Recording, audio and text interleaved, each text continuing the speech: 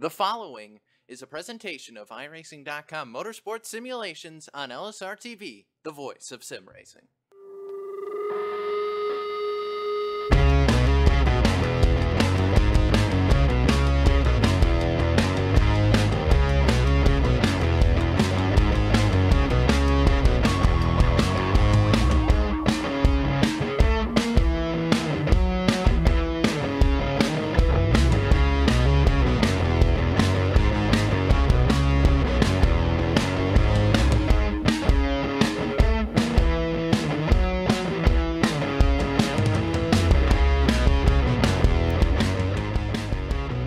Ladies and gentlemen, welcome to LSRTV and yet another presentation here of the Superspeedway Cup Series.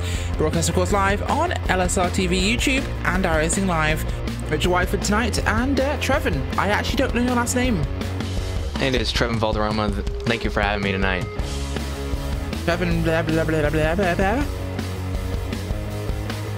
That was me technically asking what your last name was again. Valderrama. Valderrama. Well, we start off as we mean to go on tonight with complicated names, so Trevor and Valderrama up here in the booth replacing Evan Pasoka, who once again is off playing with monster trucks. We've got qualifying underway here at Talladega Superspeedway. We're racing tonight for 75 laps tonight. Should make things a bit more exciting. Less time on the track, Trevin. More time they have to work tonight, and well, they're gonna have to get things done. We are running out of rounds, of course, before the playoffs, and things are getting dicey. Absolutely. We have a few more races left. We are in race 11, I believe, of 13 of the regular season. So time winding down in the final stages of the regular season. So people are going to have to start kicking it into high gear if they want to start getting into the playoffs. We have 8 drivers so far locked in to the playoffs. Let's see if we can get another driver locked in tonight. We actually have a couple more. That schedule is a little bit off, but we have so far had 10 first-time winners in this series. I didn't think it was going to be possible, but well, not first-time winners, 10 different winners in 10 different races, which is an incredible statistic for this season, just showing you how competitive things are here in this series. Yeah,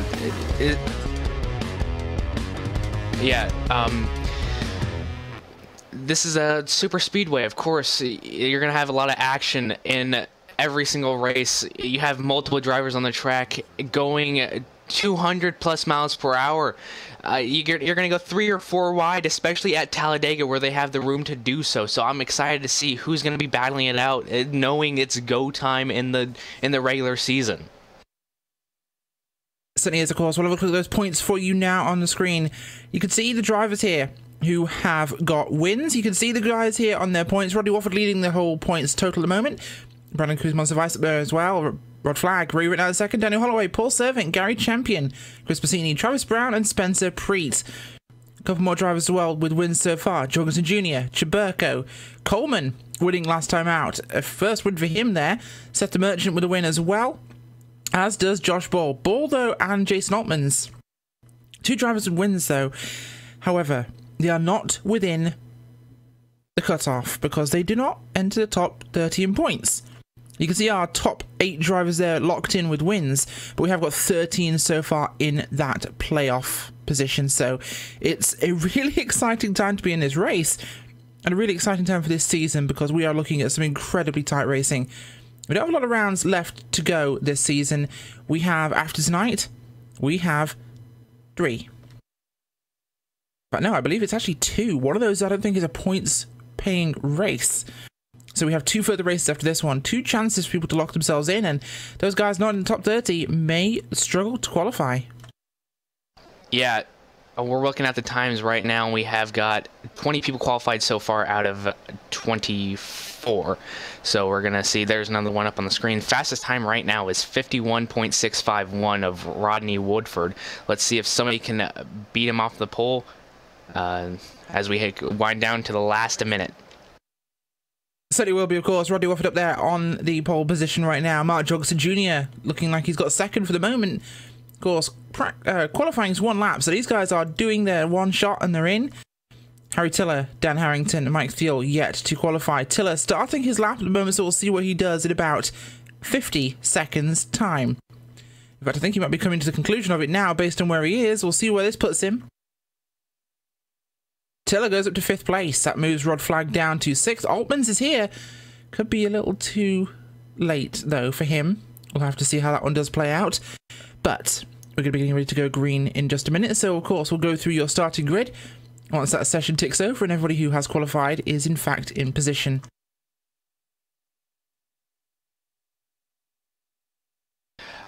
We're going to see 75 laps again throughout this race. Of 100 minutes also is a time limit on there, so we'll see what they get to first. I'm excited to see this in my first race, and I've been watching this series a lot, so I'm excited to see how this all plays out. Of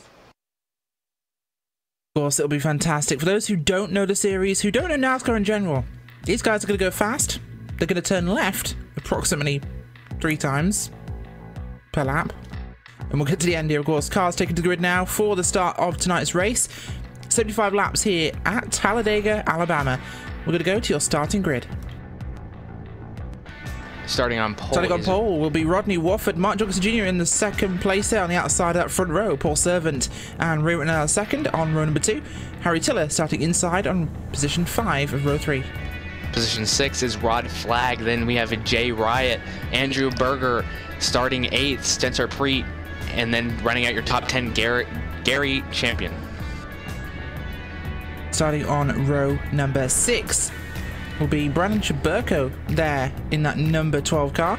Glenn Hedrick in 12th place with Michael Cozy Jr. in 13th, Ramon Evans in 14th, and Justin Levine in 15th.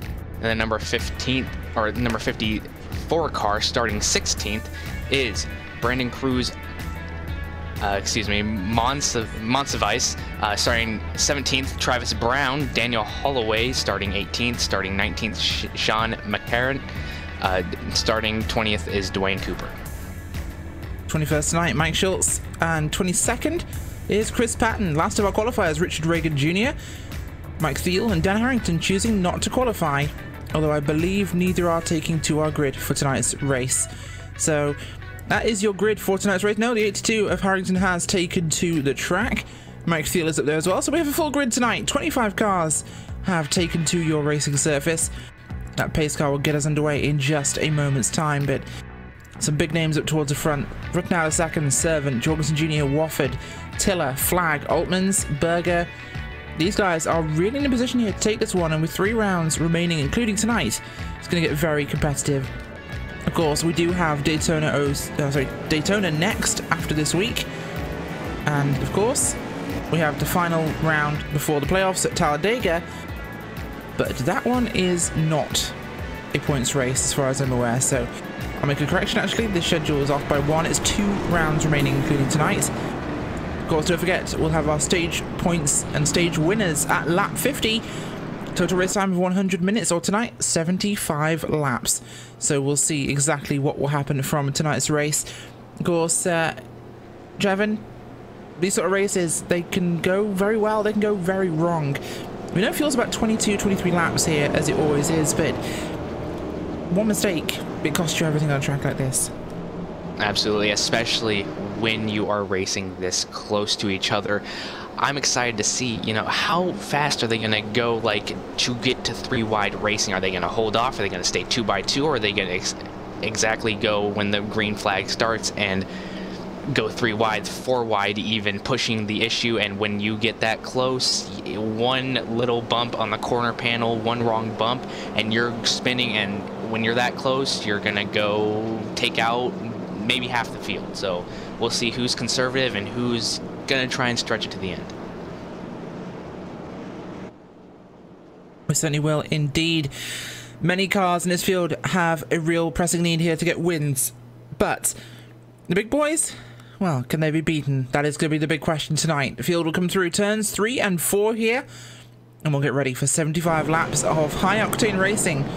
Big names there on the front row. Jorgensen Jr. will be one that will jump with Wofford, so we could have a great start here by both lanes on this drop of the flag. In a few moments, that pace car will take the hard left-hand turn down pit road, and will lead the field in the command of Rodney Wofford. That number 7 machine has been so powerful this season, so successful, and we'll see exactly what they can do tonight. Building the command of Wofford. Jorgensen Jr. alongside him here. Outside looks a little more stacked up. Servant not quite as far behind Wofford as he would like. Inside very stacked up. Tiller, in fact, trying to push him forwards here. A very unusual predicament. American Ethanol green flag flies. We're racing here at Talladega.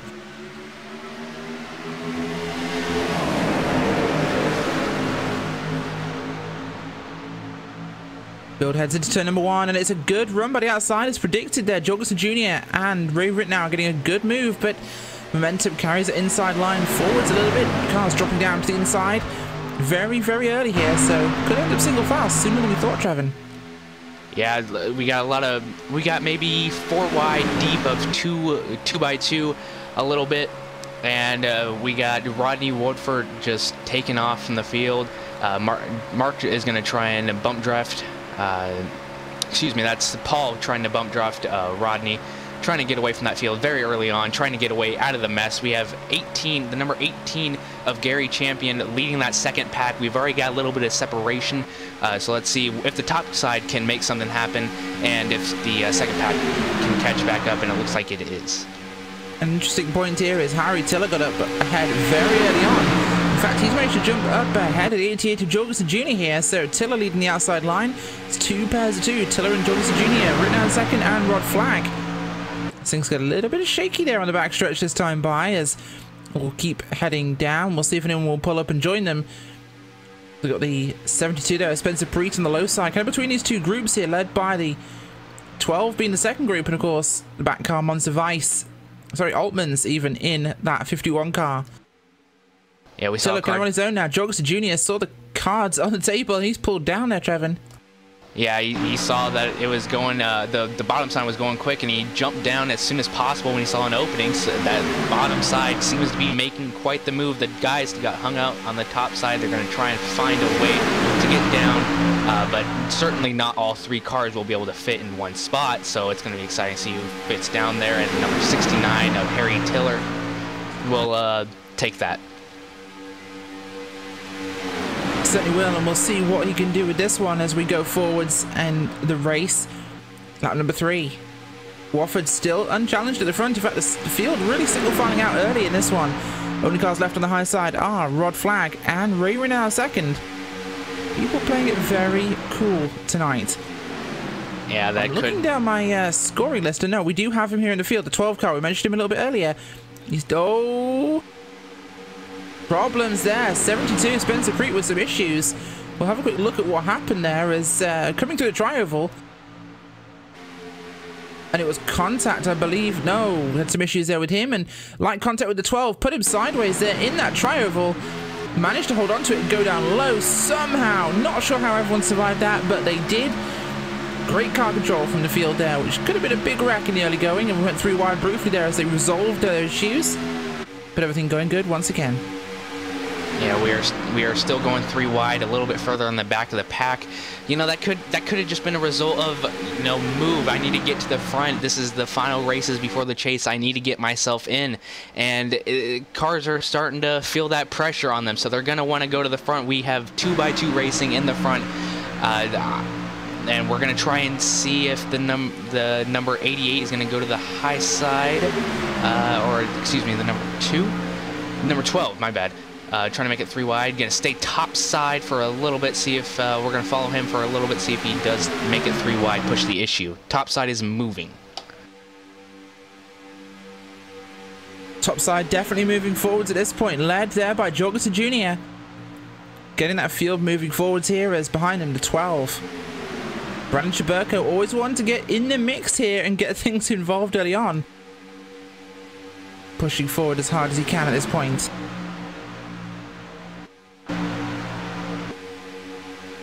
Bottom side is starting to form with mini cars. Let's see if that gives it more power to lead them forward from that top side, or if that top side is going to keep forming, get more cars behind it, and see if they can shoot off from the bottom side. Each side trying to get away from one another.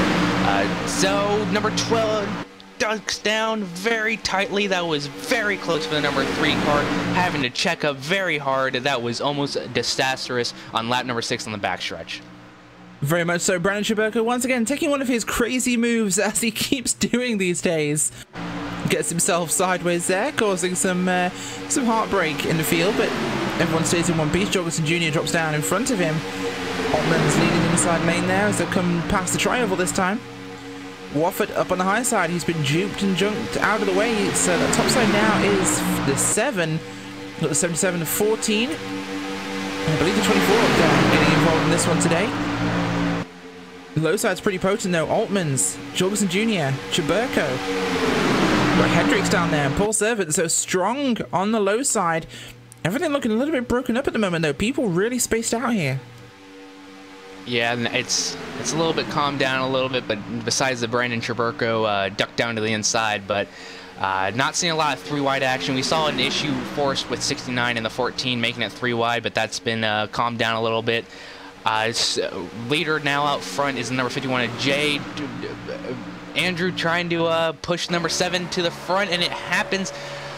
They're going to try and clear them, see if they can clear them by turn 1 so they can duck down in front of them. Yes, it's going to happen. 77 trying to push the issue of that as well. Won't have a draft, so we'll get hung out to dry. Let's see if the 69 and the 77 can make something happen on the top side. That's crazy how fast the leads can change at a super speedway track. Certainly can, of course, and we're approaching that halfway point in a lap or two here for our first fuel run. Things looking clean and green so far here at Talladega. Field doing exactly what they have to do in this race. Everyone knows it's critical. You've got to get a finish. You've got to get points. And points, of course, mean prizes. A couple more rounds to go, and we'll be into those playoffs.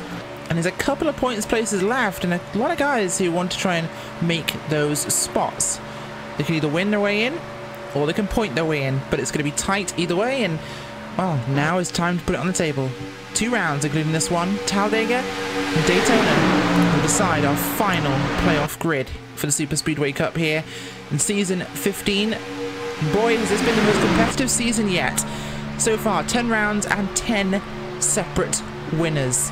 It has been truly incredible. And right now, the front of your field, some of the cars have really made the season so exciting. Altmans, Wofford, Berger, Cozy, Jorgensen Jr., Tiller, Chaburko. It has been a fantastic season here. Including Travis Brown as well, who I believe did also win his way in this season.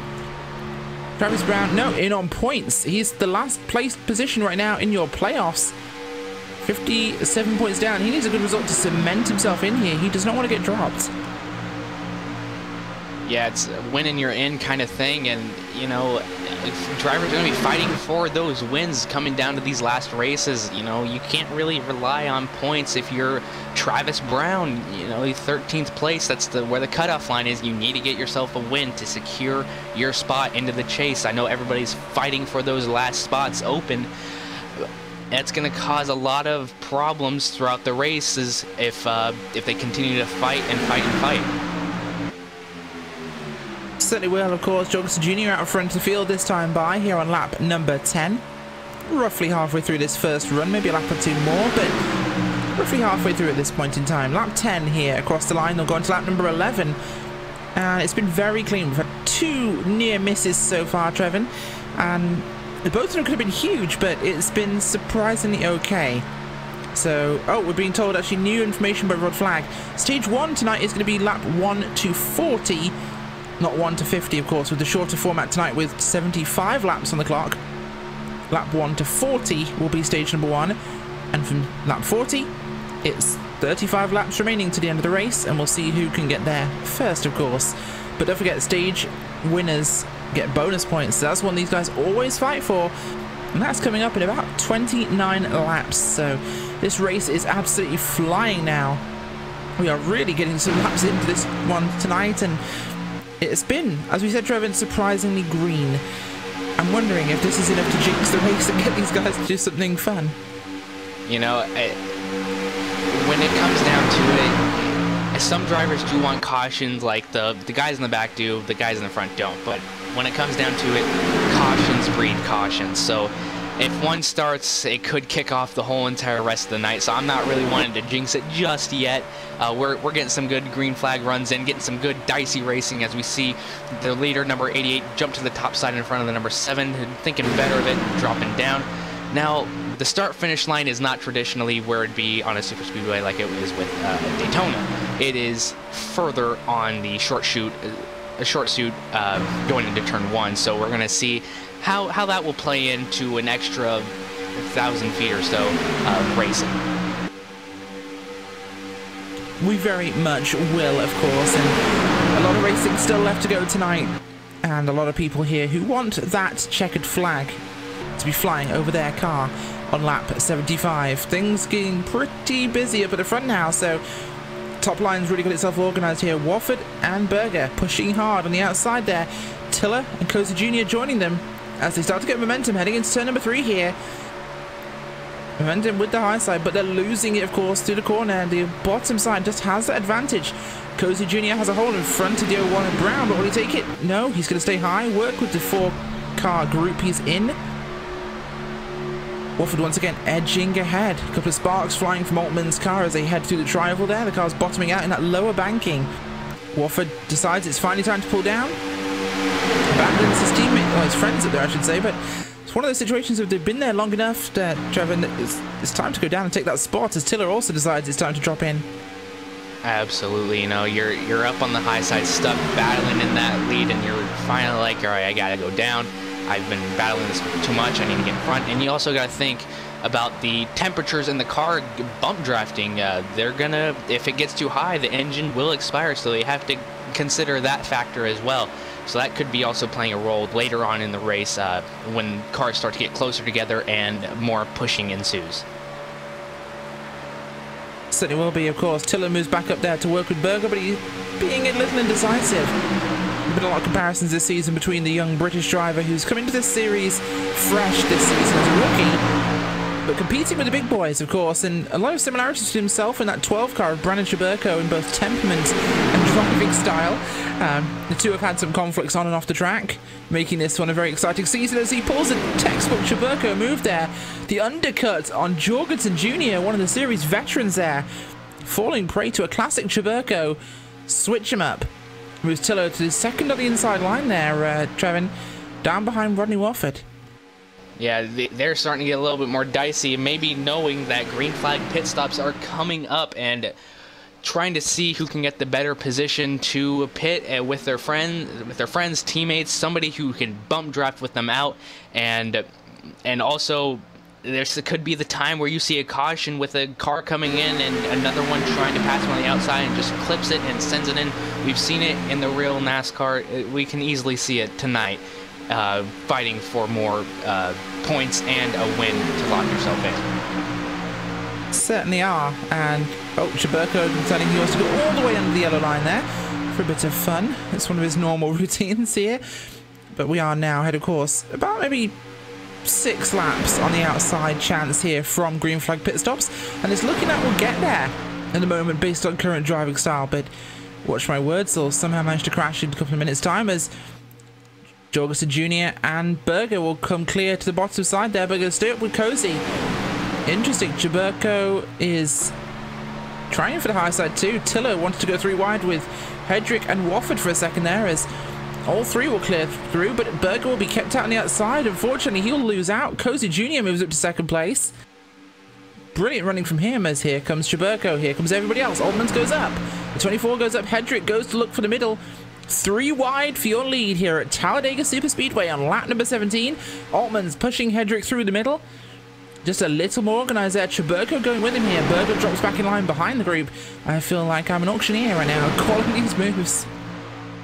Is this getting close to last lap, or is this lap 17? These guys are running like it's the last lap. This is incredible racing to watch, and they're all making it through it. It looks like an organized dance of cars. This is so amazing to watch. I'm loving this. I'm loving the 3 wide battles, but you got to think about it also. 3 wide, we saw it with the number 69 of Harry Tiller. You're going to get hung out to dry if you try 3 wide, and if you're the only car going 3 wide, you're going to have nobody to help you, so you're going to get dragged back down into the bottom of the line. As the number 88 is going to try and push for the lead. Number 51 going to try and push the number 88 out there. He does. Is he going to clear him and drop down? That's always the most difficult part for the driver to call. Do I go down and risk it? Clipping the the nose of the car in front of me, or to the car beside me, and spinning out, or do I just wait it out and possibly get passed up if the bottom line forms? That bottom line has been strong so far, but Altmans and Berger are going to go and try and pass the 88. Berger a little indecisive there. Finally decides it's time to sit up there with Altmans and try and make something happen here. Hedrick also looking to split the differences. He's going to go 3 wide there. Oh, Jorgensen Jr. went high to try and avoid that one. A classic Chuberko under the line here. And he might actually get clear enough to pull back up again, but there might not be a lot of room. Oh, he's forced down to the apron again. This time, someone not going to fall for that routine, and Chuberko loses a lot of spots there with his attempted bully move. We've seen that one from him a couple of times before where he will go under the line. But he did advance his position, so that's kind of against the rules, Brandon Chuberko. Will not have that again, but he's kind of been punished here by dropping all the way back into 12th place. So he might have also lost the draft looking at where his car is positioned relative to the 60, the 82 even there of Dan Harrington. So we'll have to see how that one goes. Brandon Cruz Montevice, by the way, has, I believe, just come off pit road. He went in for a solo pit stop, unusual for him. He's now scored a lap down. Spencer Preet also has pitted. A couple of other cars ahead of them have not, but they dropped way back from your leaders. We'll keep our eyes on that one as this one progresses. But, oh, Chuberko. That was not Chuberko. Sorry, I was on a bit of a replay looking at when he came down pit road here. But Hedrick goes for pit road on his own. Oh. A lot of cars here going for pit road on their own. No one's going together. This is kind of unusual, but he has got front end damage, so that could be related to why he did that. We are expecting pit stops to be happening this lap or next lap, really, with the way things are looking, Trevin. Fuel will be on the tight side now, and so far we've seen 3 or 4 cars here go to pit road on their own, which is kind of breaking up the back of our field. Absolutely. I don't know if I were a driver, I'd be pitting on my own, but maybe they know something that we do not know. Rod Flag calling for pitting this time, so we'll see if the other cars come down along with Rod Flag or if it's another solo pit stop. And here they all come. Well, not quite a solo pit stop. That's the entire front of your field coming down pit road there. We'll see how they all manage it as everyone gets down pit road nicely. No collisions, no lockups. Although, looks like Altman's had a bit of a lockup on his left side. He made it down okay. A couple of cars heading off pit road now as we'll see what the call is. Keep our eyes with Jorgensen Jr. up here at the front, and what will he go for? It's going to be left side. Goodyear tyres. Cannon half a Sunoco race fuel. They'll get off pit road together, and Jorgensen Jr. just edges him out. But Altmans has the momentum. He goes faster. Pitted a little bit further back and obviously got up to speed a little bit quicker. He'll lead that group out, so move up the car there of Jason Altmans. He was leading when they came in, and he's leading again here. Great pit stop by all those guys. They've stayed largely grouped up here, Trevin. Yeah, that was a fantastic pit stop. Easy in, easy out. So we're going to see more green flag laps without a doubt, and let's see if we can make it to the next green flag pit stop run. This is a great race. I'm loving the race, and I'm loving the green flag racing. So let's see how long they can keep this together. We certainly will see how well they keep this one together. Of course, green flag pit stops, Trevor, tend to have that factor of the groups break up so much because of it that we tend to have greener racing because we suddenly have smaller packs of cars. There isn't as much 2 wide, there isn't as much 3 wide. By virtue of having made one green flag stop, we're more likely to see another one. Yeah, this front pack right here that I'm looking at has only got 5 cars in it, so that's definitely gonna push the effect of single file racing, maybe some 2 wide here and there, but definitely just gonna play follow the leader probably for the next few more, until the next green flag pit stop if there is one, and maybe push the envelope a little bit more, maybe until the stage 1 ends. We certainly will, of course, and stage 1 end is coming up very quickly. We're halfway through the first stage now. Lap 23 going on to 24 this time by, and we're going to be past that halfway point in stage 1. Lap 40 this time, regular viewers, not lap 50. So 10 laps shorter with the shorter race distance overall tonight, and I believe someone was just commenting on the status of Mark Jorgensen Jr.'s hood. Maybe we can get a quick look at the front of his car, but That car's looking intact, Trevor, and I don't see any issues with it so far. That 88 Mountain Dew machine is looking in very fine shape. Yeah, it's only... Maybe it could be something that they see and we don't. Maybe they're closer. I don't know. But we're going to see the number 69 maybe pop his head up a little bit, see if the 77 will follow. Number 7's going to try and go up. Maybe they see something that they can do. 69 is almost gets in the back of number 7, nearly avoids it. 67, 69 and the 77 are going to work together on that high side. Maybe catch back up. I don't know. I'm not for sure about that. Certainly is, of course, and we'll see what does come from this. But Tiller and Coast Jr. going to go for the outside here, going to try and make a move with your front group of cars. They'll go forwards and see what they can get organised in this one, as it's now, of course, Altman's, the 88, the 7 behind him, Jorgensen Jr., Rodney Wofford. But they are not quite as stable as they'd like to be. Second group back here, Rod Flagg, Brennan Schaberko, Travis Brown, Glenn Hedrick in that group there. They are very organised here. Hedrick, though, yeah, he's in good position right now. He's not got any problems. Just one, I saw him go down pit road on his own, but he's not. He's in fine shape here. 2 wide at the front there. Jorgensen Jr. going to get up in front of Tiller. Going to go for the front. It's nearly 3 wide, in fact, there. As this second group is catching up very rapidly here. Junior on his own in the middle. In that sucker hole. Going to be going backwards here. No friends to help him. As Tiller goes high. And will clear the 88 nearly on the backstretch, but doesn't quite. Altmans moves up to grab him. This maelstrom is going to be very messy soon as these cars behind them catch up. And well, that look of a green flag thing may not be happening much longer with the way this field has caught itself up again.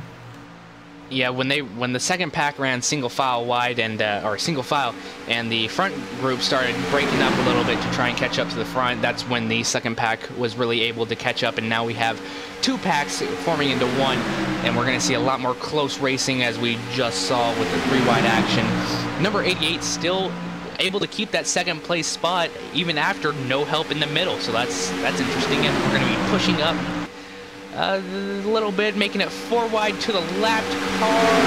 Wow, that's definitely going to be a Monsivice at the top. Yeah, it's Brandon Monsivice going down a lap there, so it was 3 wide. Tiller, Altmans, Jorgensen Jr. 3 cars that can certainly handle it there. Talladega's more than wide enough for 4 wide. That's about as difficult as 3 wide at Daytona, honestly, as Costa Jr. will drop back in line here, and suddenly we have a full pack again. And this is, I'd say, about 9 cars in size.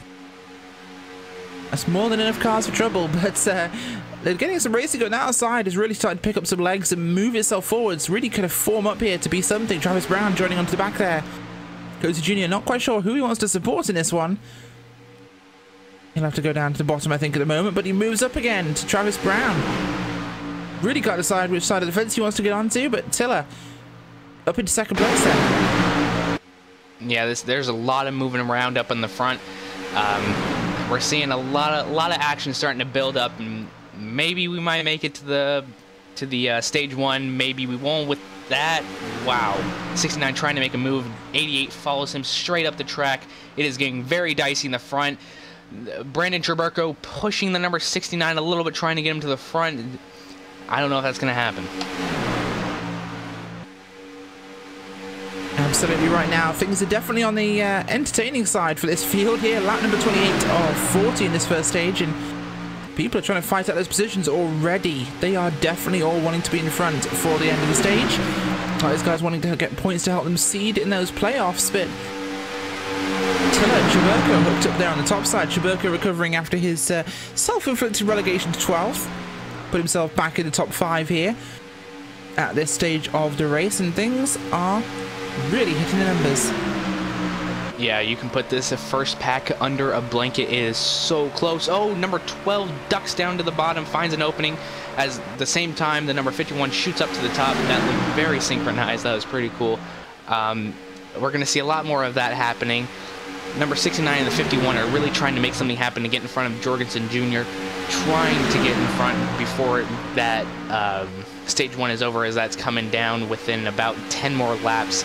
It's getting a lot more hectic in the front. Jorgensen Jr. jumps to the top side, leaving the number 7 all alone. Jorgensen coming back down. This is very exciting to watch, seeing how long this will actually last. Very much is, and things getting very hectic here. Jorgensen Jr. goes up high. Tiller looks for a gap in the middle. It doesn't exist. He works with Altmans for now. Top side now has 6 cars to the 3 of the low side. Momentum's going to pay off there for them. They've got a bit more horsepower in that line. Jorgensen Jr. will keep control of the front. Can he keep hold of it though for 10 more laps? That's going to be the question. Can he hold on? Of course, Brandon Chaburko and Harry Tiller there sitting on a row as 88 goes up to try and stop it, but no, you'll be in the middle 3 wide once again as the 2 cars fake him out and go round. Hedrick drops to the apron a little bit but holds on. That 3 wide might soon become a 4 with the run that Cozy Jr. has. Can he find a gap? Oh, slots in from the Brown. Beautiful positioning there from him. He had a huge run and he wants to use every mile an hour he had there, German, as Tiller and his rather horrendously self-portraited car will slice down to the bottom behind Chaburko, staying with his spirit animal, I think. Very dicey within less than 10 laps. People are starting to realize, hey, these are for points. Let's get to the front. Let's get as many points as we can. The number 77 wasting no time. There it is. Taps him in the inside. 69 goes towards the inside wall. He does indeed. We're going to get replay of that one, but there's no caution because Tiller spins out on his own.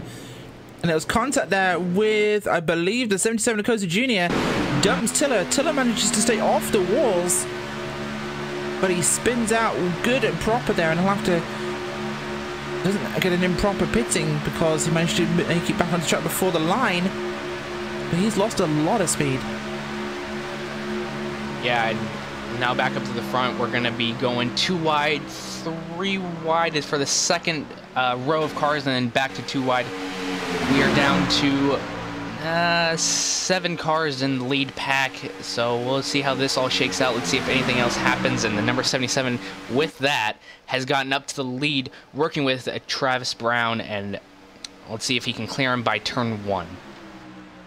We certainly will. This front group is definitely getting exciting, and wow, Michael Cozy Jr. really pushing it forwards here. A fantastic run from him so far today. He's putting himself in a great position actually in this one. He's not in the playoffs actually in this one, but hey, you never know, he could win this. He's performing incredibly well today. Incredibly impressed with how Cozy Jr. is managing to run in this race. Up there with the big dogs and keeping this one in good taste as he blocks off Jorgensen Jr. Aggressive move there from Cozy as he's really mixing it in this one. And wow, Chaburko out front at the moment, flag in second. Altmans, the 88, they're all going to dump Cozy there as he was blocking them off, as they'll go on the inside, and Cozy has to probably cycle back to the beginning here as the 88 and the 51 now will go up. Chaburko comes up to pull them forwards and kind of control that momentum. Can they do anything with it? A big tap there by Altmans as they'll go forwards. There'll be 6 laps to go until we get that position here for the end of the stage. 88 nudges up the 51 and will push him onto the high side. 77 will go with him. Now it's 88 and the 12. This is very spectacular racing. I'm loving every second of it. 88 trying to get that side drop off of number 12, Brandon Chaburko, getting very close. 3 wide in the middle. 77 all by himself in that low side. 51 starting to come back down, thinking, hey, let's not do that. That's a little too early for that. 2 by 2 by 2. Great racing all around. It really is incredibly good racing, and I'm looking really... This is fantastic. We're seeing fantastic racing on the track. These guys are keeping it clean and fair, but they are racing very, very hard here. I've got to say I'm really impressed with how this race has gone so far. We are in lap 35 here, guys. We've had no cautions yet. We've had 2 near misses. 1 car spun out to the inside, but no cautions in 35 laps. We're nearly a halfway race distance here, and these guys have managed to keep it intact as the 12 of Chaburko goes high side. Jorgensen Jr. moves up to kind of cover him, but he can't keep himself in front. Chaburko still has the overlap, and the 7 of Wofford's going to help push him alongside the 88. Can we make it to the end of the stage without a caution? That would be a record, I think, in this series. Incredible run from these guys. Once again, the outside really pushes a little bit harder. Wofford pushing the 12. Cozy Jr. behind them both. 51 of Altman's leading up the rear there. 10 and the 88 stuck on the low side here as Wofford is going to try and find a gap, but he's not quite clear enough to drop down in front of the 88. I think he is now, but they're going to stay up high as, Chaburko drops back a little bit. 7's going to go for his own run on the outside. Yeah, and when you drop down that far in front, you are really going to struggle having a partner, but the number 51 comes right and slides in between the number 12 and the number 88, finds that spot, leaves the number 77 out to dry in the top. He's going to have to get down in line very quickly. Number 7 back out in front. This is going to get really exciting as I am confident we are going to make it to the stage end. But once this starts up again and all the cars are back together, with this kind of racing, I don't think we're going to make it the rest of the way. I certainly don't think we are, but you know what? My fingers are crossed, and I'm going to just touch wood for a second here, because I've got a good feeling about this one. It might be hectic, but these guys are keeping it in good condition here as we go 3 wide for your race lead once again. This lead pack here of 6 cars has been doing some incredible racing here at Talladega Superspeedway. This is why these guys are the best at Superspeedway racing. Single file now here as we're going to run on to lap 38 this time by.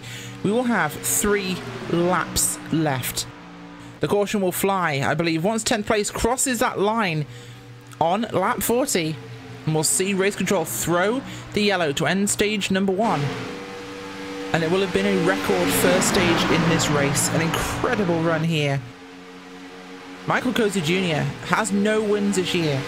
Not in the chase, but in a position here to either point his way in, possibly with a stage win and some great points, or maybe even a win. The outside chance is in his favor, because right now, I believe every car in this lead group has got a win this season, apart from Rod Flag. So Rod Flag as well. A driver that desperately needs a good result in this one, and both of those two in a fantastic position.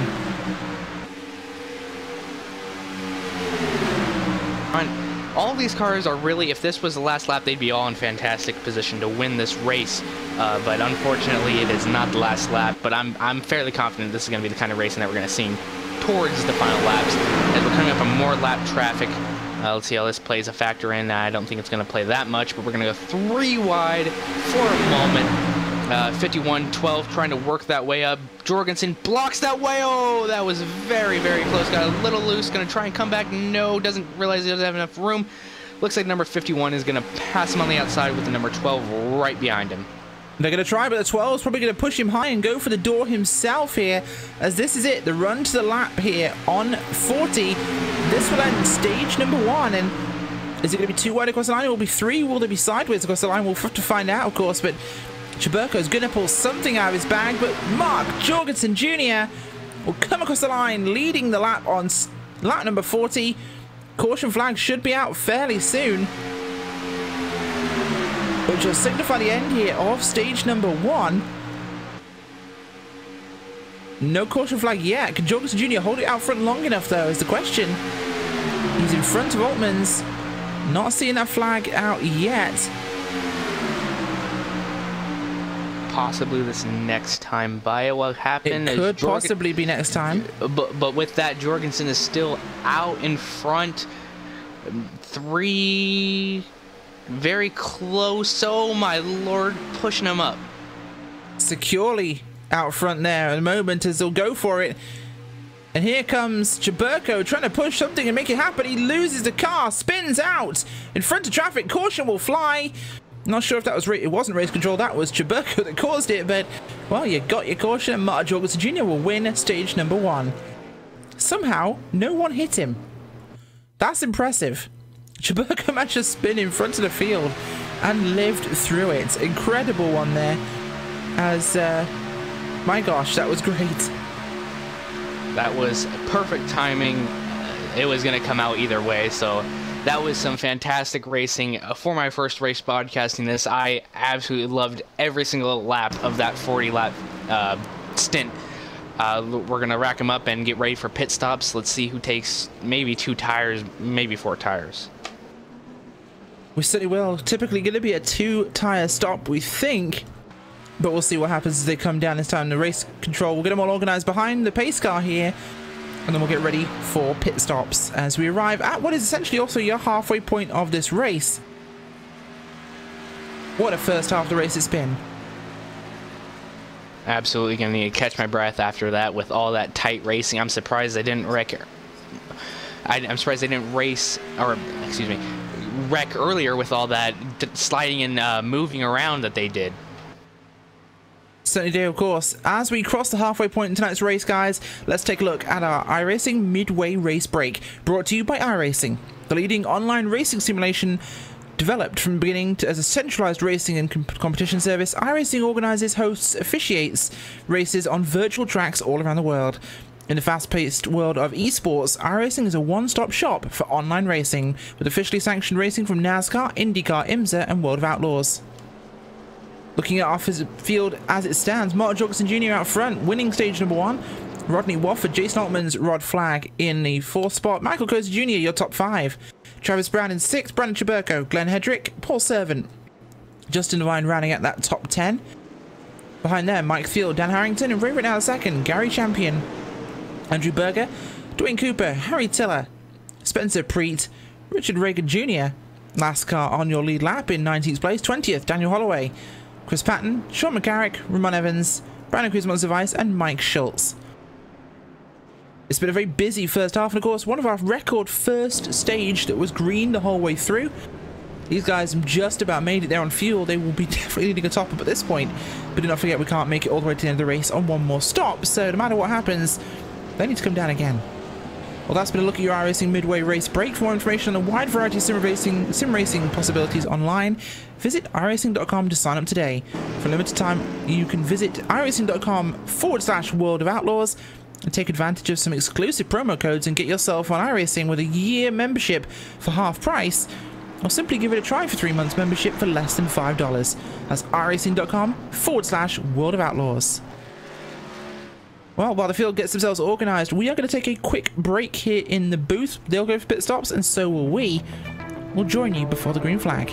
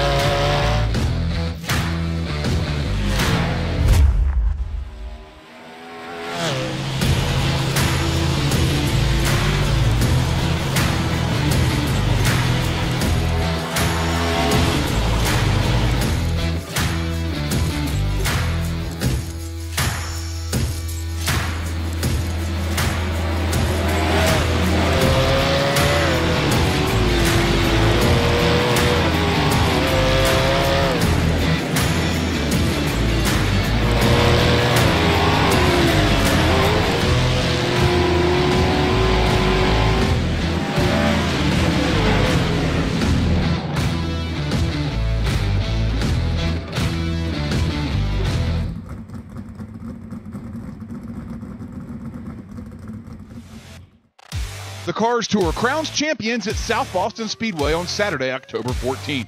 Bring the entire family to enjoy one last night of action-packed racing this summer. Can drivers for Kyle Busch and Dale Earnhardt Jr. emerge with a championship? There's only one way to find out. Advance tickets start at only $10 and kids 6 and under are free.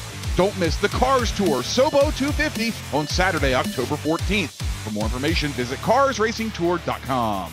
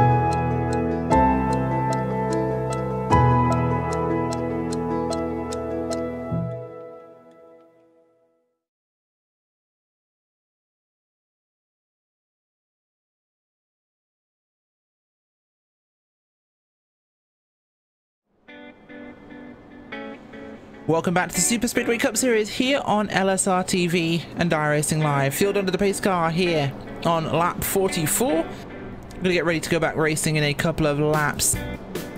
It's been a green first stage here at Talladega Superspeedway, Alabama, and what a first stage it's been. Mark Jorgensen Jr. coming out with that win. And I'll tell you what, it was a close run thing at the end there, Trevin. It really was close. In fact, you know what? Here at LSRTV, we use dual real timing for our timing and scoring here. And coverage of the Superspeedway Cup Series is actually sponsored by Dual Real Timing, the official timing software of LSRTV. Whether you spend your time on the sim behind the wheel, or in the pit box, or the spotter stand, JRT is the go-to software for iRacing timing and scoring analytics. Get yourself a basic download or get the pro version today at joel-real-timing.com. That is joel-real-timing.com, the official timing software of LSRTV. Yeah, that first stage, it was absolutely fantastic racing. I'm excited to see what happens within the rest of the race, with the rest of the 35 laps or 30 laps, something like that we have left to run. Let's see if they get more dicey as the race wears on, knowing that there's a few races left in the regular season. Well, so far I thought it'd be dicey in this first half of this race, but you know what? It was super clean. And I think everybody but Brandon Kuzma-Device and Mike Schultz are back on the lead lap, so one more caution. Brandon Kuzma-Device will get himself back up there. Every car still running, though, which is incredible to see in this one. Jorgensen Jr., Wofford out front, Flag, Cozy Jr., Altman's your top 5. We will see how this restart shakes out as they'll go back to green this time by. I'm thinking that we're going to see some 3 wide off the start. Maybe, you know, it might be too little soon, but I don't know. With the way that they've been racing towards the end of that stage, I'm starting to think that they're thinking it's go time. So I'm thinking that we're going to do some 3 wide pretty soon. I look forward to seeing exactly what will happen during this one, as we have an incredible race ahead of us to the flag, and I have no idea who will take this one. It has been super close all race long, and these guys know how to put it out there, and we're going to see a fantastic run regardless of who wins. I'm certainly looking forward to seeing what the outcome will be. Green flag's out. We're racing once again.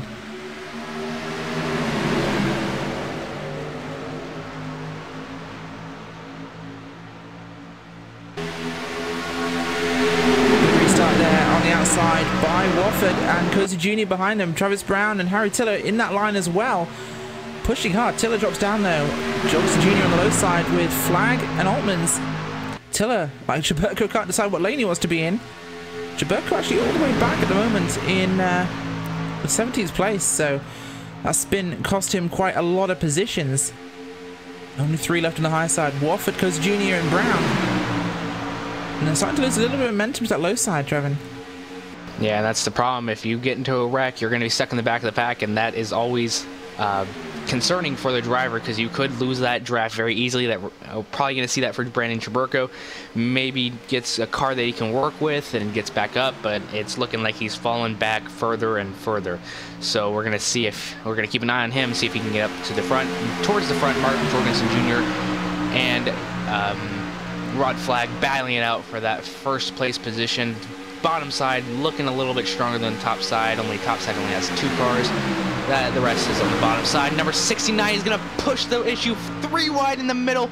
that was very, very close, making a hole where there wasn't one. And now the number 10 is going to get sideways, and oh, there it is. There it is. Yep, the caution will fly, I think, although we might have avoided it. No, we should really be having a caution at this point. Yes, it will fly, finally. That took race control throwing it manually. I'm not sure how that didn't bring a caution out. We had cars... the cars were not entirely passed sideways by 90 degrees in a corner, and that didn't automatically trigger the caution. We'll go back and we'll take a look at what happened there with Rod Flagg, who was involved in that one. We'll show that on the LSRTV replay for you now. It was contact with Rodney Wofford, tips him out sideways, and he had nowhere to go. Got hit by the 82, which started a sequence of cars spinning out there on the racetrack, and we definitely had cars fully sideways. I'm not sure why we didn't get a caution flag flying for that, but caution flag will fly here on lap 47, heading on to 48 now, and well, this brings the end just a little bit closer. Yeah, and there was a car that had hit the number 10, and he was just in an unfortunate place at the wrong time. And Brandon Traburco was involved in that as well, as he got hit into the outside wall. So we're going to see if he still has that fast repair remaining or not, and we'll see if he can get back out on the track. That was quite the wreck that we were looking for. That was supposed to happen in the first stage, but they just avoided every single chance that they got to do that. So we're back. Reckon in the first or second lap after the restart. Cautions do breed cautions, so we're going to look out for that as the race wears on. We certainly are indeed, and we'll get some cars heading down pit road to repair damage from this one. It's a couple of fake it, but I'm surprised we haven't seen most people go down pit road this time by, because this would actually put you in the window to make it to the end of the race. Lap 48, add 2 to that, puts us on 50. Oh no, we'd be 5 short still, so perhaps still not time to pit. A lot of cars are coming down, but Jorgensen Jr. and Altmans and co will stay out, perhaps thinking we'll get another caution in a couple of laps time, which will see them to the green. But we'll have to find out what will come of that. As you mentioned, Trevin, cautions breed cautions, and well, that green streak we've had so far in this race has definitely come to an end now. Absolutely, and Jorgensen Jr. out in front still, with Michael Cozy Jr. going to be starting next to him. We'll see how long this next green flag run stays green, or if there will be another quick caution, and that might put us to the area where you can do a pit stop and make it to the end. Maybe not. We'll see. We might have to run a few more laps, but whether or not the next caution will be able to make that pit stop and then make it to the end. So looking out for that. If we do go green, there will be another green flag pit stop, so that will be also very exciting. Either way, it's going to be exciting for you guys watching at home for the rest of the race. Oh, it certainly will be, and I'm looking forward to seeing exactly what does come of this one tonight. A fantastic race so far, in fact, and it's only going to get a little busier here, as we'll have roughly 25 laps to go as we get back to green flag conditions. And that will really put us in an exciting position with this one in terms of how it will unfold. Just outside a green flag fuel run, and only 2 races remaining. The stakes have never been higher in the Superspeedway Cup Series. Absolutely, we're going to see more cars push their way towards the front, and maybe causing more accidents along the way. Cars are just going to be battling it out for the front, and definitely going to be very tight racing towards the front, maybe towards the back as well, trying to get towards the front. We'll see how well the second pack of cars, when they break off, can keep with it, or be sent to the back, and who is left out of luck for the playoffs. Absolutely, we'll have to see how this one does play out, of course. Jorgensen Jr., Cozy Jr. staying out, Hedrick and Brown also. Next car with a 61 of Mike Thiel, who was a lap down, but now back up into position. He's up there in 5th place. He may get waved back, though, I'm thinking, based on how the restarts will happen. Light is still on that iRacing safety car, so we'll have at least one more lap after this one to get your field organised. And then we have that single run, really, to the end here, with the possibility of a green flag stop for a splash and dash, or, well, if we get a caution, that pretty much cements us in a one-run position.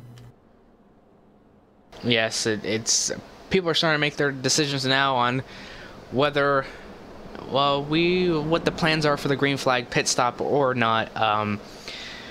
If I were a driver, I'd go for a splash and then go. But some people might want fresher right side tires just to give them that extra edge throughout the other remaining competitors, and you know, wanting to get that strategy there to get you to the front and get you to that checkered flag. Absolutely, we'll have to see how that one does come into this race, and tactics will be a major factor in this one. We'll see what those guys can put together for this, but the field will be starting to form up in just a few seconds time, and some names to watch out for at the front of this field. Of course, Jason Altmans is back in the 10th spot, Harry Tiller in 7th. We've got Travis Brown, Glenn Hedrick, Cozy Jr., Jorgensen Jr. Behind, of course, Altmans in 10th, of course, now Andrew Berger, Rodney Warford. Likes, of course, Rod Flag, Chaburko down in the 18th spot. Monster Vice back on the lead lap in 20th place in the LSRTV machine. He'll be working on when he's getting his way back towards the front in his field. This one, of course, will be a dramatic end. I've got a feeling, Trevin, there's just a feeling I have that this one will be a furious end to this race. Absolutely. As we saw, again, with that first stage, I am surprised that they went green all the way with the way that they were racing, and I'm putting money on it that there is no way that we are going green all the way to the end. There might be some faith in the drivers, but with the way that they've been racing more and more aggressively as the race has progressed, I don't think we're going to make it to the end.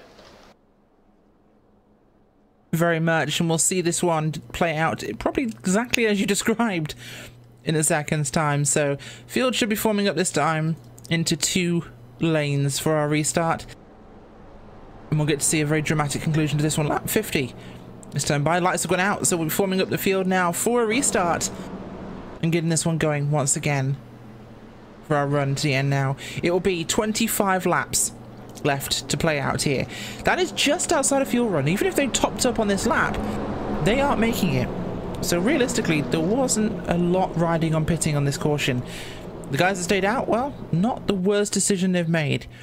They'll have to come down, so will everybody else. And there's a group of them at the front who stayed out, so they'll have people to work with. In fact, pitting earlier before that last second rush might actually be an advantage. They'll be up to speed and they'll be making ground when the rest of your field pit. In fact, it's actually an advantage to have a heavier car, Trevin, for the majority of the run, because it keeps that spoiler down and out of the air. Whereas having a lighter car with only a small amount of fuel in it actually slows you down. So a car that spends more of the run heavier is a bigger benefit. Oh yeah, absolutely.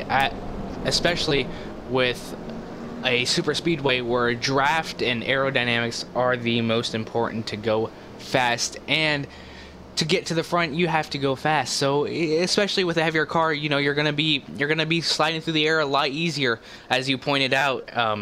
So we're gonna see if the guys who did top off on fuel is gonna play an advantage to them. Maybe, maybe not. So I'm gonna be keeping an eye on the people that did pit to see if they go up in the field very quickly. Absolutely, and well, that restart's going to happen in just a moment's time now.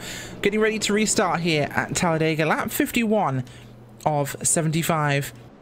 And this one will be over before we even blink with the way things are heading.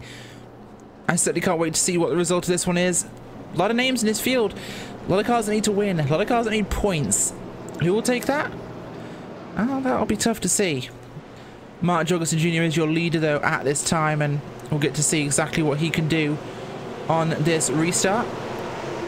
I will point out though, he's only won one stage 1 so far this season. In fact, that was also, I believe, at Daytona. So he's now really ticked off both tracks.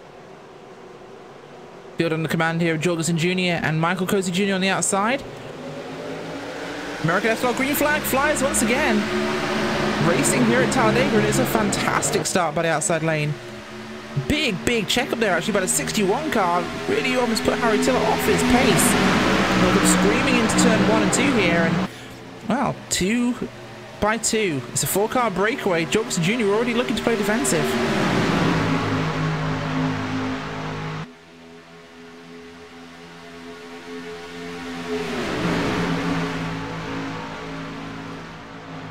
Good formation up here at the front. The 46 will drop down there, wanting to be kind of looked after. The 46 of Regan Jr. 61 goes high. Perhaps his car not seemingly on pace as the other field members here are, Trevin.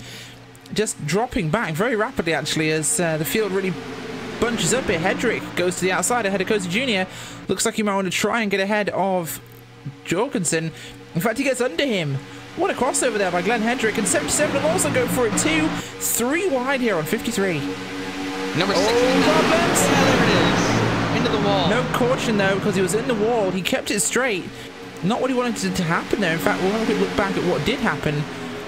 And that was some contact actually in the back of Altman's car. Altman's just drifted up and tapped him. So they're lucky that one wasn't bigger than it was. And it's 2 wide, 3 deep here at the front.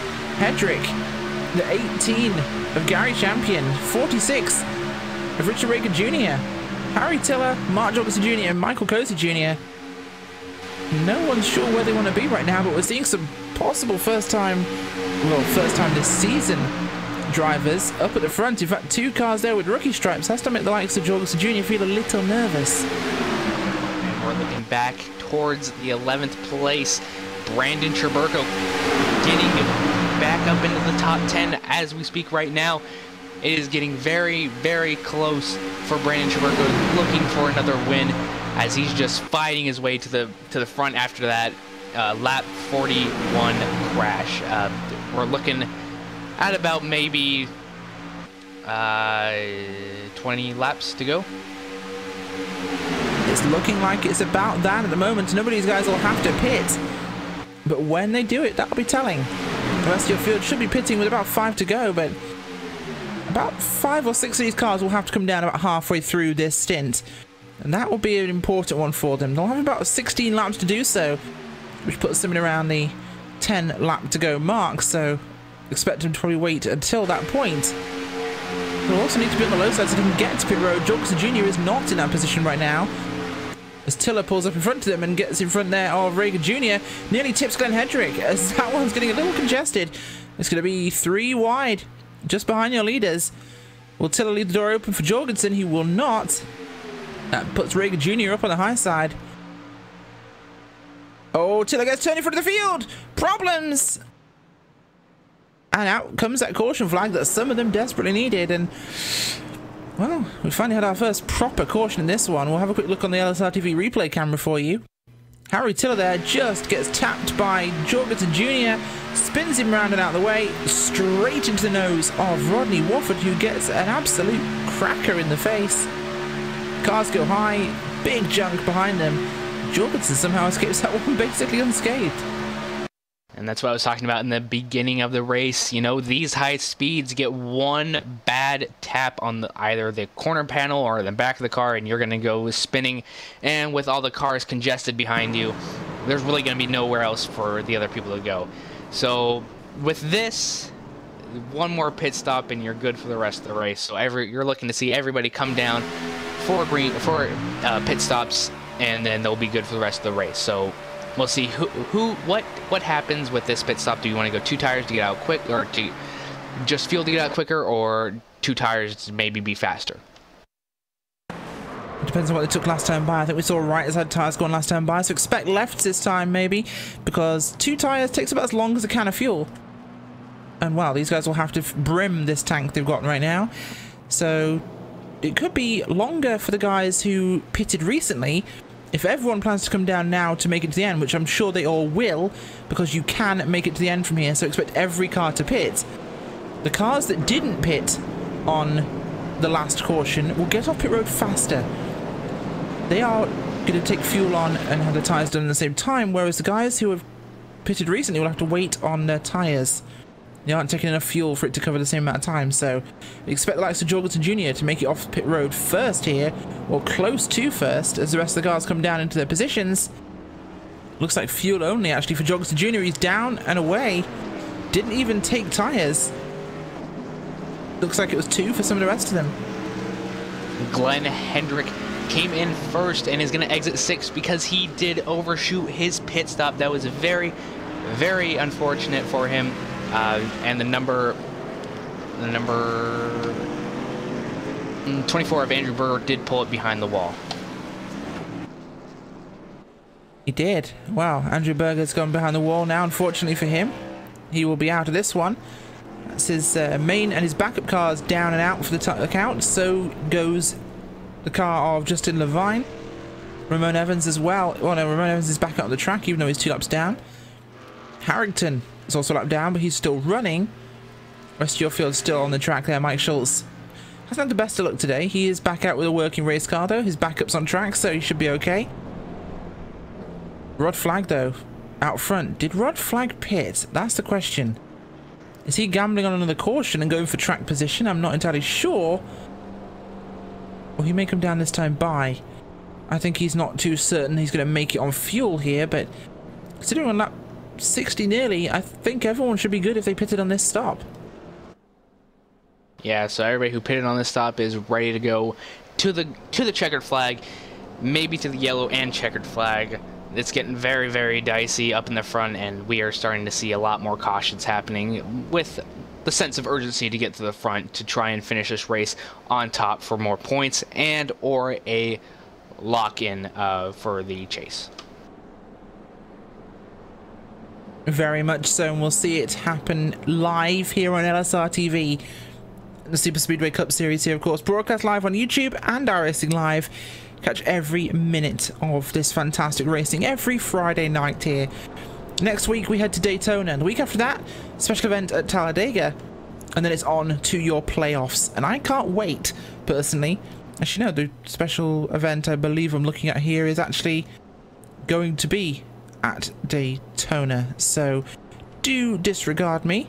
No, it's Talladega. I was right the first time. That's a longer race, though, 113 laps at Talladega. That special event, the 300-mile event. That is on the 27th of October. But other than that, this season, well, regular season will be over, essentially, in terms of points next week at Daytona for round number 12. That'll be the 20th of October. And boy, it is getting close now. This round and next round in the regular points season, and then we go to our playoffs, and we could try and pick a winner. And with so far 10 different winners this season in 10 rounds, it's impossible to tell. Yeah, it really is. You know, who's going to win this race, who's going to win next week's race, who's going to win it on points. This is very, very tight battle. Rod Flag seems to be saving his fuel, it looks like, so he's going to try and make it to the end by saving fuel as he pulls off, tries to save fuel. It looks that way indeed. Rod Flag doing something right now to save fuel, I think he is, but I'm not sure what he's up to, actually, because he seems to be dropping back a lot here. More so than if he was... No, he's back into power again, so I think Rod Flag was probably doing something race control wise, because of course Rod Flag is one of the series administrators, if not the series administrator, so he's getting himself sorted there, although he's dropping back into line here, so maybe he had a penalty from going down pit road. Maybe he sped, I think, and has had to drop back here almost to the very back of your field. Ahead there of Monster Ice. So of course we'll be going back to green flag conditions in a few laps time. Light is still on the safety car, and lap 58 will be in the books in just about another miles time. This track always amazes me with how big this place is, of course, Trevin. 2.66 miles in length, and what a racetrack it is. It's absolutely incredible. It's 3 stories high on this banking and about 33 degrees. It is incredibly steep, incredibly fast. Probably the fastest racetrack in the world. Absolutely, and I love every single race that happens on this track, whether it's Monster Energy Cup, whether it's Xfinity or whatever. I just love the high banks of this track and just love watching the high speeds, and especially now on the simulator. This is beautiful. Absolutely, and we'll get that field organized now as everyone pulls up behind the pace car, forming up 2 wide for what could be our last restart tonight, but, well, we'll have to see if they can make it all the way. We'll have 15 laps when we cross the line to go back to green flag conditions. 15 laps. Can they make it, or will we see another caution? I'm thinking we're going to see another caution solely because of the way that all these drivers are racing, trying to get inside that playoff standing for the final 2 races that are left. Certainly is, and there's a lot to play for yet in this field, and a lot of cars up there who really could put themselves in a great position with this one. And well, Jorgensen Jr. is kind of on the outside with where he is. He's not got too many of his fellow race-winning drivers around him, so a lot of hungry guys near him who desperately want that win and will do anything for it. Absolutely. We see Mark Jorgensen Jr. up front next to Michael Cozy Jr. second place. We'll see what line really gets going after the green flag. It's been the bottom line all night, but maybe something can happen on the top line where that line just shoots off. Maybe see another line form on the top side. So as the laps wind down to about 15 laps to go, it's going to get really, really hectic.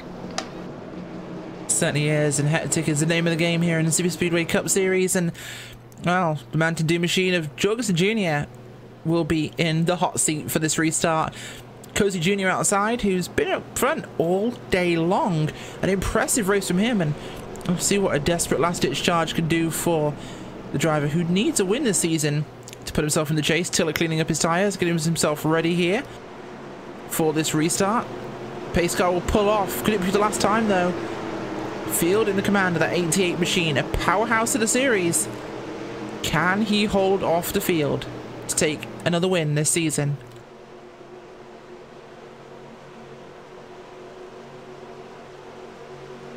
Flagman in the flag stand, ready to wave it. Green flag flies. And it's a huge jump by Cozy Jr. A bit too much, though, because Hedrick was not ready. Outside line did not go. Cozy Jr. went for it. Incredible start, but the rest of the pack behind him just didn't launch. Normally the wrong way around, because normally the guy in 4th gets a great run, but the guy in 2nd doesn't, as the field already spreads out. Travis Brown to the high side with Harry Tiller. Jorgensen Jr. can't do a thing to stop them, and the pair of them will be clear of him by turn 3. They are indeed, and they're going to dive down. They're not. They're pulling Cozy with them, maybe. But they decided against that one, as they're going to drop to the bottom line here. Ahead of Mark Jorgensen Jr. Didn't even lead the lap after the green flag. Drops to the bottom, and he has nothing he can do. Yeah, that was a very interesting restart with the top side. Cozy left. Oh, number 69 gets turned. Jorgensen Jr. ends up in the mess there as well. And I don't think he has a backup car now. I think he used that when he had to repair damage from the hits earlier on. Once again with Tiller, he just turned the ball. I think I need to look at the replay here, but Tiller was moving down to go under Travis Brown, and well, Jorgensen Jr. just was there. Tiller goes round, Jorgensen goes round, nearly avoided it, got hit there at the end by the 71. Oh, big problems here, and that was Chris Patton. Wrong place at the right time. And we're under caution once again here at Talladega. And with that, number 01 of Travis Brown gets pushed to the lead. Certainly does. Well, we're going to go through now, and we're going to have a short break, folks. We'll come back and we'll get you all the details on how the grid stands from this point.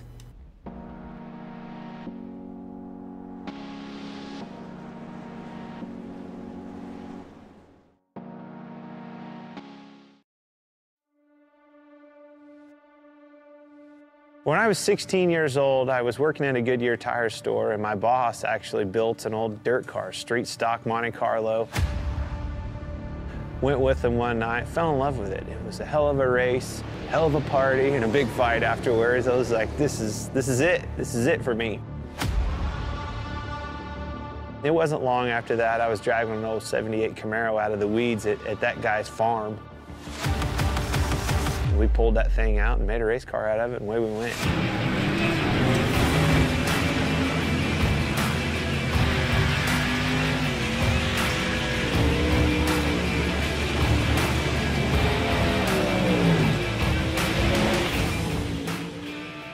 You know, I think a driver has more to do with the equation going back and racing dirt, whether it's a modified, a late model. You can do more with the race car. You know, the harder you drive it, a lot of times, the better it goes. You can crawl up on that wheel and feel like you made the difference at the end of the night.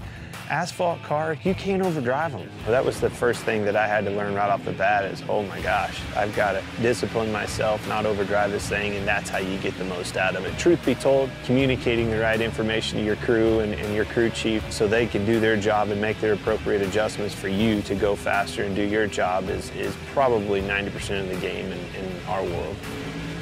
I've always loved late models. You know, my dream was to be a late model driver driving for a living across the country like Daryl and Don do that drive for me. I mean, that was, truth be told, that was my dream, you know. I always wanted a semi. I always wanted a stacker trailer with 2 hot rods in it and let's go racing. Let's take off with your buddies and go race and chase that dream. Never in a million years did I think it would turn into a Cup Series, and I actually have an opportunity to own 2 dirt late model teams.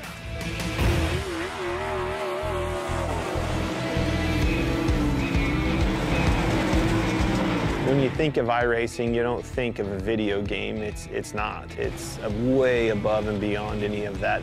You know, dirt racing changes so much. The track changes so much. Being able to capture that, to experience all those details that surround dirt racing and make dirt racing what it is what makes iRacing so cool, because they did nail all of that.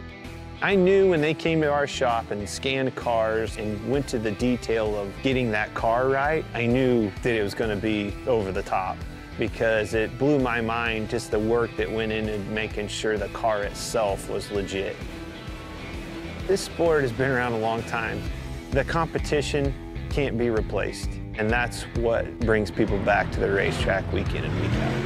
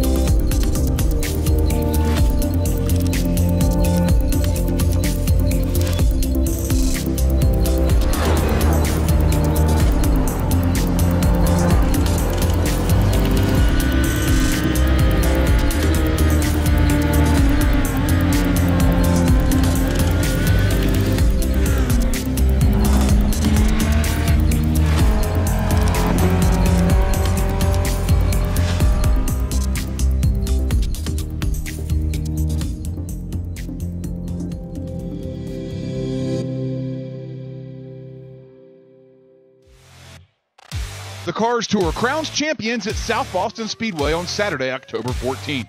Bring the entire family to enjoy one last night of action-packed racing this summer. Can drivers for Kyle Busch and Dale Earnhardt Jr. emerge with a championship? There's only one way to find out. Advance tickets start at only $10 and kids 6 and under are free. Don't miss the Cars Tour Sobo 250 on Saturday, October 14th. For more information, visit carsracingtour.com.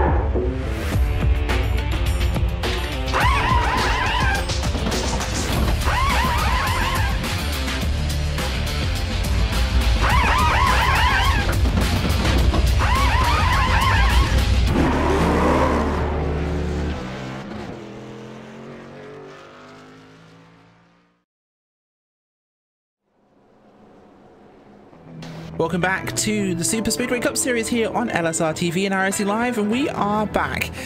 10 laps to go. Gonna be going back to green flag conditions this time and by the looks of things, we're gonna be having a either a first-time winner or definitely a non-repeating winner again tonight, because it looks like we're gonna be set for number 11 of our race winners this season. Most of the big dogs are out or back in the pack here. We'll have to see whether they can charge forwards, but the way things are looking is Travis Brown, Richard Riggin Jr., Michael Cozy Jr., Glenn Hedrick, Rod Flagg, Daniel Holloway, Ruinal second, Spencer Preet and Montevice with Dwayne Cooper in your top 10. And if I take a quick gander at my spreadsheet of doom, I don't think any of those guys have won a race this year, this season, so we are looking very good for an 11th first win this season. Or an 11th, I should say. Wrong phrase to use, first win. 11th different winner in 11th races. That would be incredible. If we go 12 for 12, that would be unheard of in this series history. But the lights are off and we're getting ready to go back to green now. 10 laps as they cross the stripe for the green flag. 10 laps remaining until we see who wins round number 11 here at Talladega. And something tells me it's going to be a big 10 laps. These guys are desperate. They all can smell that possibility of a win. Field in the command of Travis Brown. Richard Riggin Jr. there. I gotta say, one of my favorites got to be the 77. Cozy Jr. has been very hungry all race long and very fast in that 77 machine. Let's get this thing back. Green flag conditions, folks. Green, green, green. We're racing once again at Talladega, and there's a checkup on the inside. Huge checkup on the inside. The outside is motoring. Riggin Jr. to the sharp end very quickly. The outside line so it looked far, far better. Preet drops down. But the inside now starts to pick up momentum here and will get themselves moving forwards. Cozy's going to be moving as soon as he sees a gap. Something tells me he'll pull out in front of Hedrick and try and get that top line moving there as the 00 pulls up high. Dwayne Cooper Takes it 3 wide already off the restart. On his own, though, no one to help him. Altmans drops down. He's already a winner, don't forget, but he's not in the points, so he needs a good finish to see if he can claw his way into a position where he'd qualify in the top 30. Reagan Jr. out front right now. Travis Brown's going to move, so will Cozy Jr. He's been attacking all race long. Preet will go as well. Reagan Jr. is on his own there. No help for him. They will go straight around him. Altmans will get behind the rookie and push him. But it's a little too late as nearly everyone clears him, including Preet, but he doesn't quite make it there as Reagan Jr.'s inside line gives him that extra bit of push. But Travis Brown and Michael Cozy Jr. are back in first and second once again. Talk about a freight train on the outside for Travis Brown and Michael Cozy Jr. What a run they got on the outside, able to keep it in front of the number 46 of Richard Reagan.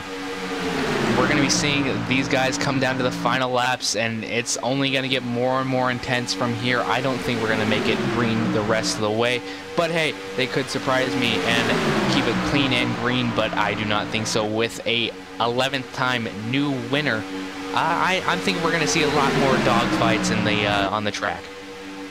Oh, this is going to be something akin to an aerial battle over the Pacific during the Second World War. There'll be no holes barred. These guys will be going at it, at each other's throats as we get to the final couple of laps here. Laps are winding down quickly already as they're getting down the backstretch here at Talladega. Altmans pulls out and will go for the front now. Preet powering that little train. Hedrick joins him. That's an experienced outside line. Have to see what they can do here. Cozy might pull out in front of them. It would be the sensible choice on his part to pull up there in front of Altmans and get himself ahead of Brown, but what will he favor? Safety on the low side or the opportunity to get ahead of that 0-1 car? Do the trial once again. I think once he sees Altmans making ground, he will move out there to take that outside line. He does it there. Brown moves out to try and block, and it's not going to be enough. Reagan Jr. on the low side hasn't been too fantastic at pushing so far in this race, and that's what Travis Brown needs. The 77 has a good head of steam there with Altmans behind him, Preet and Hedrick. It's a powerful outside line there as there's 8 cars in your lead group here. Second group led by Wofford and Rittenauer and Holloway. Harry Tiller back in that second group as well. Will they get up in time to be involved in this one? We'll have to find out. This is getting very, very dicey. With 5 laps to go, this race could not get any closer. We are nearly 2 by 4. Everybody in the lead pack getting involved. This is just getting more and more exciting with the battle between Cozy and Brown. This is what else could you ask for on a Friday night? Absolutely not. Friday night racing here in LSRTV is certainly some of the most exciting around, and wow, this top pack is hungry. There's one winner in this group so far this season. That's Altmans, but yeah, he needs to get into top 30 in points. A win might just do that. It might be close though, but Cozy Jr. out front is definitely in a commanding spot at the moment, and the outside line is losing a bit of its heat, but it's still forecast strong. Wofford trying to catch up now, and our second group is starting to join in as well. This will not stay friendly for long, and it'll be 5 to go as they cross the line, this time by 5 laps to go. Any caution after this lap will end your race. So now it's as though we're playing to a rain delay. You need to be out front in case they call the race. And I think at this point forwards, everybody is going to be fighting to be in that #1 spot. And you also have to think about, and further back in the pack, the wrecks could not just happen up in the front, it could also in the back. So even if these cars were single file in the front, they would also have to keep in mind that there are cars behind them that could potentially cause a wreck. So this adds more incentive to go further front very quickly. We see that with the second pack starting to catch back up with that first pack, so that's going to throw more cars into the mix, more problems for other drivers possibly, and maybe another caution that will end the race if it does happen now. Powerful outside line starting to form here. Altmans, Preet and Wofford getting together. Now the second may come up and join them, or Hedrick or Flag. But that could be a very tough one. Altman's going to drop down. He doesn't like how this is going at the moment. He drops into the inside line. This is looking great for Cozy Jr. up front. It's exactly what I wanted to see happening. A very long way back on the outside to any challenges. He's fairly safe in that position at the front at the moment. Is up the track goes Rodney Wofford. Next caution, guys, ends it now. Any caution, the car out front will win. As Brown pulls up, will anybody go with him, or will they just close that door? No one's going to let him go now, because it means they're shuffling closer to the front. No one's going to go up there and help him. Wrong time, although Hedrick says he might. Altmans decides to as well. Altmans chooses the low side. Things are getting very busy up here. The field's starting to really form up into two lines here as we're going to run towards the end. Back at his pack is Monster Vice. Flag is going to come up as well. Reagan Jr. on the inside. Oh, problems! Cars go around. Tiller, Passini off the track, crashing on the backstretch. No caution though at this time. I think people are going to be crying for it any second now. Caution flies! Caution flag is out. The race is over. Michael Cozy Jr. will be your winner in round number 11 here at Talladega. Michael Cozy Jr., round number 11, our 11th different winner this season. Michael Cozy Jr. wasn't in a position to even point his way into the chase before this round. Here today, he has locked himself in with a win. This is how NASCAR works. This is how the Superspeedway Cup Series works. We'll go back and take a quick look at what actually happened in that wreck for you now, but what a fantastic result for him. And we'll look at Harry Tiller for this one. He was the one heavily involved in this. Coming out of turn number 2, you'll see the car of Tiller. Oh, it's actually started with flag wobbling, and I think Wofford took accidental evasive action. Tiller started to move up the racetrack as well. It was kind of a 50-50 there. They turned each other as the cars ahead of them wobbled. And Passini came back up the track as cars ahead of them wrecked as well. Tiller came up and spun around, and it was Tiller that triggered the caution. What a crazy end to that race. Just 2 laps short of full distance. We'll end this one under yellow, but there's a very happy driver up there in that 77 machine. Hey, maybe he could even get himself a sponsor now. He's actually won a race.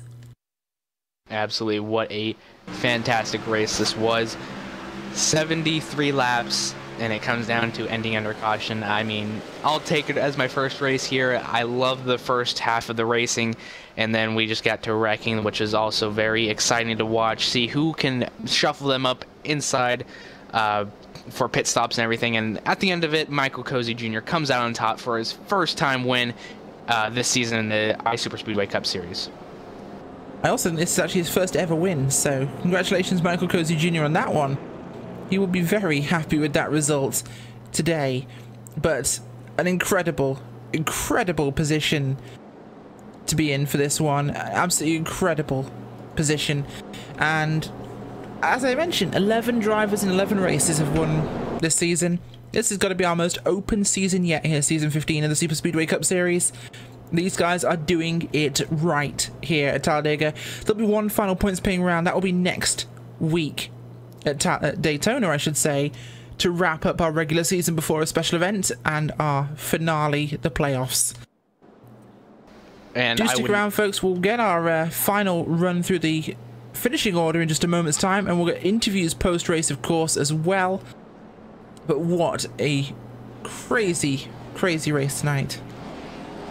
It was a beautiful race at that white flag now, and I would not be surprised to see a new winner come out on top next week, make it 12 for 12, and that'll be quite the spectacle to see, so I'll be watching for sure.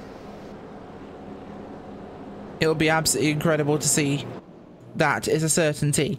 Well, as we wait for the cars to come round, this time to complete the regular race distance, Michael Cozy Jr. has to be one happy driver. We'll go through our race finishing results at this time. Coming home today with the victory, Michael Cozy Jr. Richard Reagan Jr. in second place. It's kind of the race of the juniors today. Rod Flagg in third. Travis Brown fourth. Jason Altman's in fifth. Not sure whether I'll put him in points, but we'll check after the race. Glenn Hedrick in sixth place. Daniel Holloway, Brandon Cruz Monster Vice. Ruben now second. Top 10 culminates with Spencer Preet.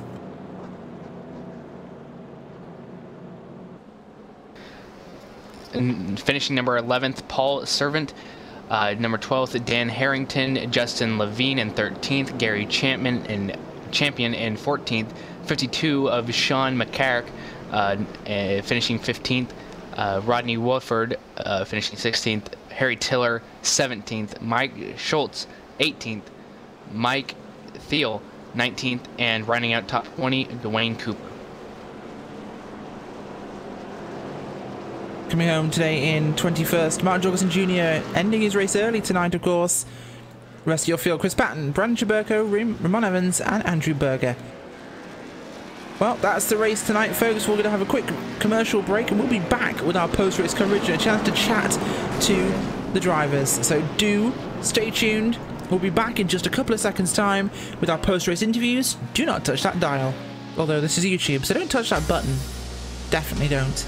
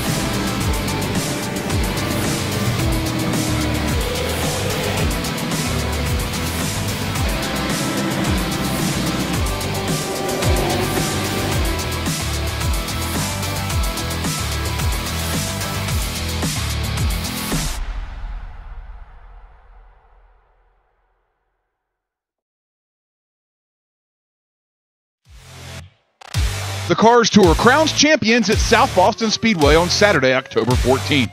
Bring the entire family to enjoy one last night of action-packed racing this summer. Can drivers for Kyle Busch and Dale Earnhardt Jr. emerge with a championship? There's only one way to find out. Advance tickets start at only $10, and kids 6 and under are free. Don't miss the Cars Tour Sobo 250 on Saturday, October 14th. For more information, visit carsracingtour.com.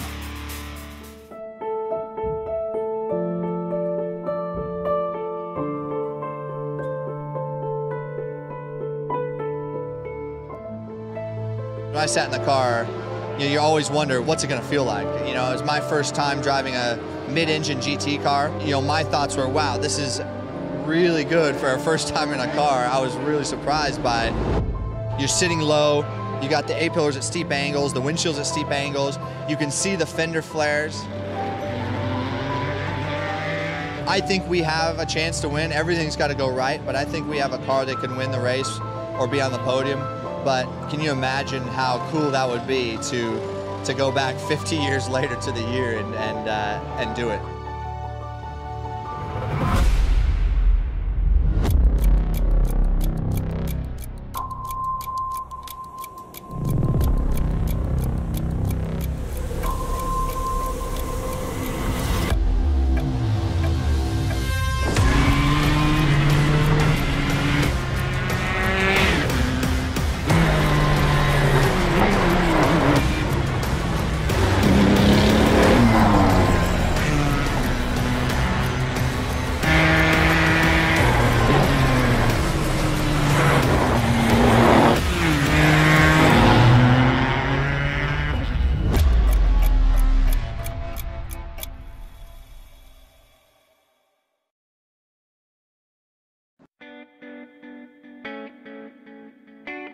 Welcome back here to the LSRTV Superspeedway Cup Series post-race show here. Well, it's a quick one tonight because we have got a chance to catch up with Michael Cozy Jr. Michael, that was a crazy last couple of laps, and your car's been charging all race long. You have been pushing so hard today. What must it have felt like when that final caution came out? Oh man, I'm shaking. It got very loud here. I've had way too many close calls to try to win one of these things. Had that race where Jimmy Coleman barely made it on fuel. I was like a couple thousandths off Wofford there, and I felt like I could have won that one. And even last week I had a chance. I was leading there with like 5 to go, and I didn't have any help. But hopefully after a win, finally, somebody will help me out here and there. It's been tough trying to make moves and nobody wants to work with you. But gosh, I got to give a big shout out to everybody I've been working with: Travis Brown, Spencer Preet, Harry Tiller. They helped me out tonight. We were working together. We all did pretty well. Oh man, I gotta thank them. Those are I can't say thank you enough to them guys. What a fantastic result from you. And if I can just confirm, this is your first win of the series, yes? Yeah, I've only run a couple of races. To be honest, I've missed, I think I've missed 4 so far this year. I ran like the last couple races of last season, but I guess technically I'm a rookie this season. Well, it was a fantastic one for you regardless. Congratulations on that first win. Who makes it work for you guys in the 77?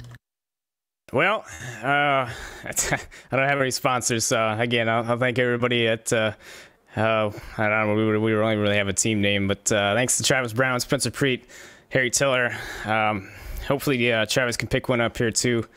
I know he wanted it tonight. We both ran well there towards the end, and same for Spencer. I know him and Harry, I think, got cut up there towards the end, but just thanks to everybody. Man, it's, gosh, I wanted this one forever, and finally got it. Well, congratulations to you. Michael Cossey Jr. here with the win at Talladega, making it 11 races and 11 different drivers locked into the chase. Congratulations.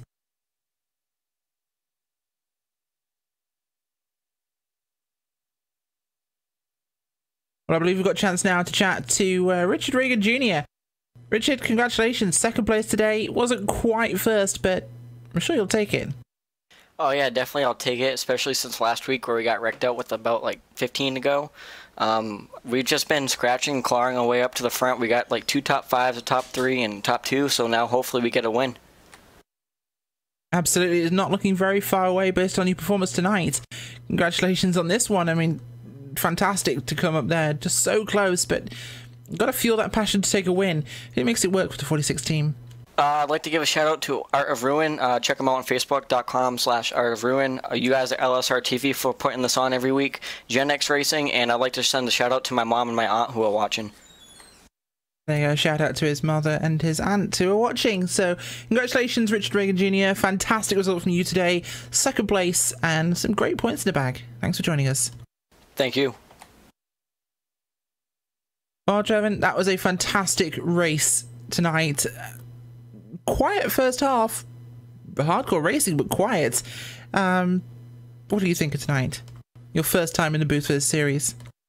I absolutely loved all the racing that happened, and just loved everything about it. Loved the way the series happened, and just absolutely loved the green flag and then the mix of cautions, and just worked out for a great finish and some close racing. I'm thankful for letting you guys have me in the booth. Absolutely fantastic indeed. You know what? I neglected one person here tonight because normally Rod jumps into the team speak here to give us the updated points, which he did tonight. But I also forgot Rod Flagg, the number 10 car, came home today in the 3rd place. Rod, are you joining us? Yeah, I got you, Rachel. I was sitting here and like, oh, you guys are wrapping up. Guess I'll go get a sandwich. So sorry we forgot you. It's just you always come on to give us the stats, and I completely forgot you came in 3rd. Your car was quick tonight, of course, not in on the points at the moment, but or not in on the wins, sorry, but you are looking pretty close this season. Yeah, car's been real competitive lately. Last 3 races we've led laps and been up front. You know, last week we led the most laps, and we're pretty proud of that effort. And tonight had a little bit of a tricky time staying up there, but you know, it's just part of the deal is you know, it's really tight up there and hard to get up there, and had a little bit of a scoring situation come up there as we stayed out and we're supposed to be in the lead and we're told to get into P9. So that certainly didn't help things there at the end, but maybe it's probably a good thing because it ended up wrecking there a little bit at the end. So yeah, it's actually our first top 5 of the season, but we're sitting P3 in points and look like we got a huge gap between us and everybody else when it comes to first car in not with a win. So that's feeling pretty good here with 2 races to go. I think we'll probably be able to hang on to that spot, and we're not locked in, but I'm feeling really good having that much points between me and the guys behind me. Yeah, you certainly are in a fantastic position. For not having won a race, you are definitely one of the safest of the drivers who hasn't won in the points transfer positions, so that's a good weight off your shoulders with 1 round to go. You're probably safe at this stage. Yeah, actually, I think we had 2 to go.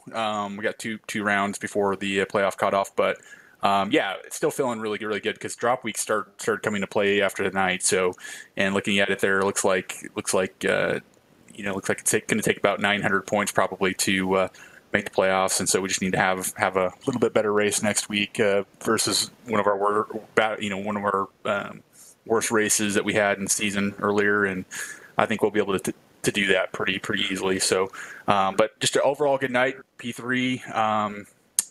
Just want to thank again, Valvoline Pontiac was again fast tonight. I want to thank the drivers of Superspeedway Cup for coming out. I want to thank the LSRTV for again a great job up in the booth, and what a night. Certainly was. Well, thank you very much for joining us, Rod Flagg. Well, everybody, from myself, Rachel Whiteford, and from Trevor, who joined us today, and of course the lovely and talented Cisco Scaramuza down in the booth, thank you for joining us here at LSRTV and the Superspeedway Cup Series. You can join us same time next week, 9 o'clock Eastern, for more racing action, this time from Daytona. It is going to be absolutely crazy. We will see you then. So long, and have a great night.